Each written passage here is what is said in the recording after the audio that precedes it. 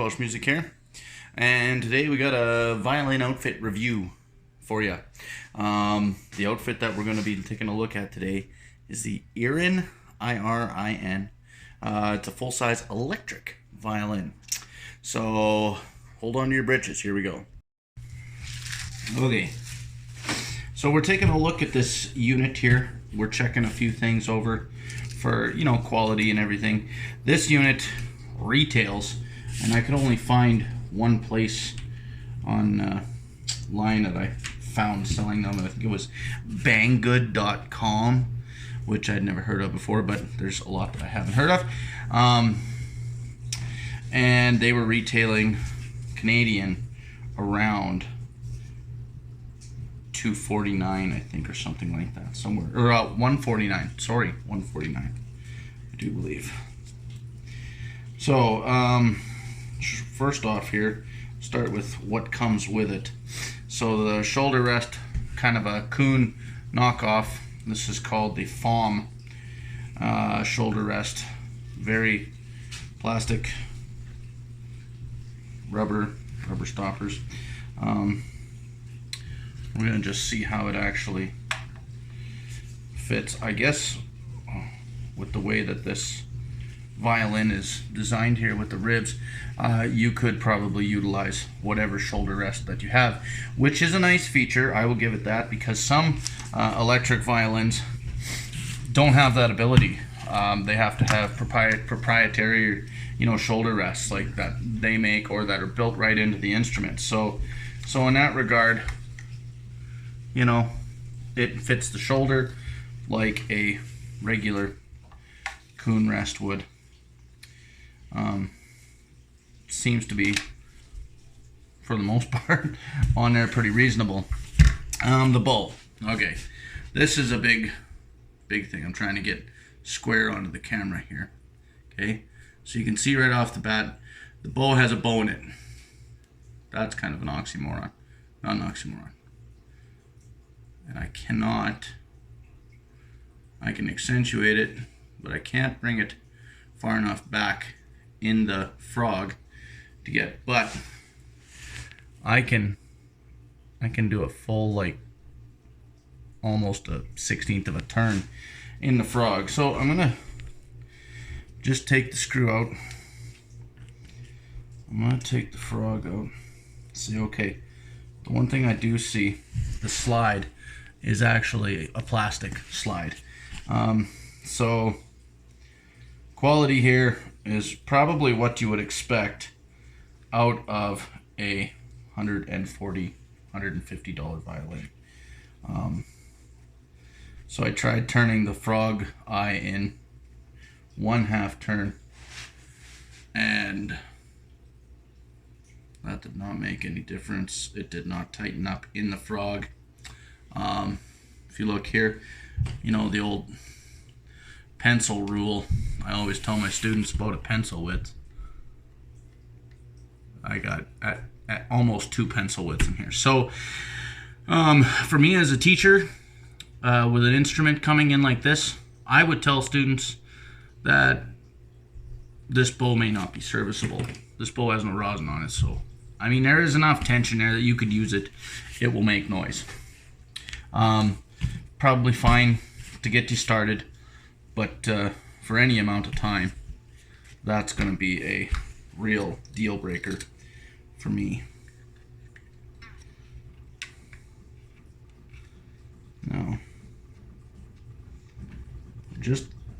there isn't much for adjustment on the way that is made. Now, I guess the headphones, before we get into anything else, the headphones have some adjustment for different sizes, fairly standard fare. I would imagine, that these are gonna last for a little while. The Irin strings, no idea. Never heard of Irin before, so I have no idea. I believe this is a Aston Villa rosin, very pale amber rosin. I think this is somebody's added this into the kit, as well as the 9-volt battery. Okay, so we're on to the violin now. So I just threw the bridge in. I'm not sure what we're dealing with here for material. Maybe my pencil a little bit. This feels like kind of a rubber unit. I mean, that's obviously the pickup. The bridge comes shaped reasonably, you know. Normally I would, you know, on an acoustic violin, I would thin the bridge, I would work the bridge.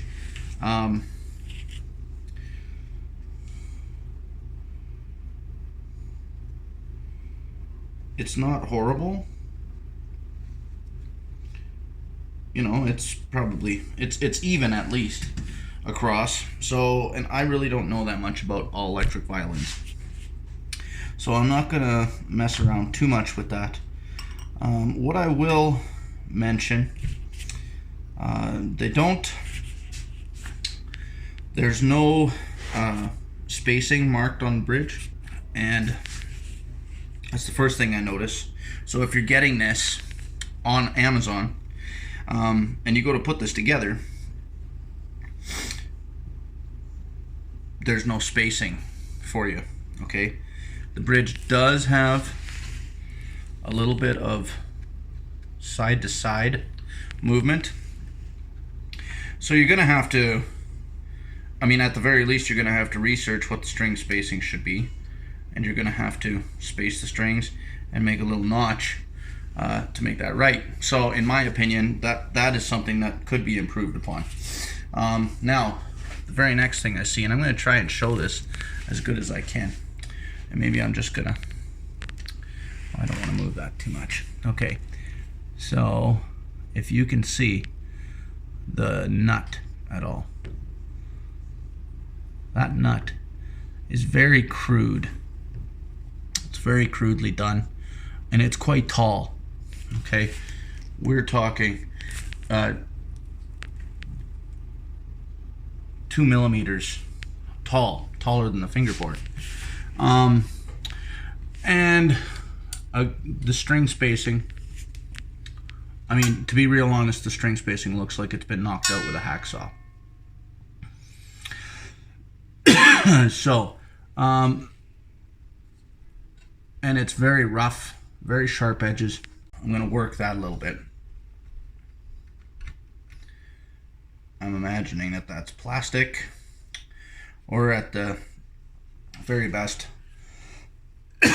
hardwood that's been painted black. Okay, everything is square, which is a good thing. You know, the neck is square to the body, square to the bridge, I hope. At least it can be. So that's a good thing. Now we get into the tuning pegs. You look from the ends there, those tuning pegs are barely in, okay? Not a big deal. Not a big deal if you're taking this violin somewhere to have it set up. Not a big deal at all, because I expect that. I want that, as a matter of fact, when I start a new violin. Actually, for me, I would rather have blank pegs and non-tapered holes and do it myself, and no hole for the strings, because what happens is on these cheaper violins, they pre-drill all the holes from the pegs before they assemble them. I mean, they knock out 1 million of these things, and then they throw them into every violin, and they never taper the pegs, and they never taper the holes, or they never mate them properly. So that's why cheap fiddles are hard to stay in tune. Hard to tune, number one. It's winter, it's dry, things are contracting. So we're gonna fit those. But the problem with a lot of them is when they drill the hole through the peg, it's too far to one side, and then when you taper everything out, the hole sometimes wants to get buried in the actual side of the peg box hole. And so I've had to, on some of these cheap violins, I've had to re-drill the string hole on numerous occasions to to allow for a proper fit of the pegs, which is ridiculous. So the first thing we're going to do here is unstring it. So if you're thinking about buying one of these and thinking this is a turnkey, plug it in and go, it's not. That much I can see instantly. We're going to take these apart and see what's going on. I'll bring you back.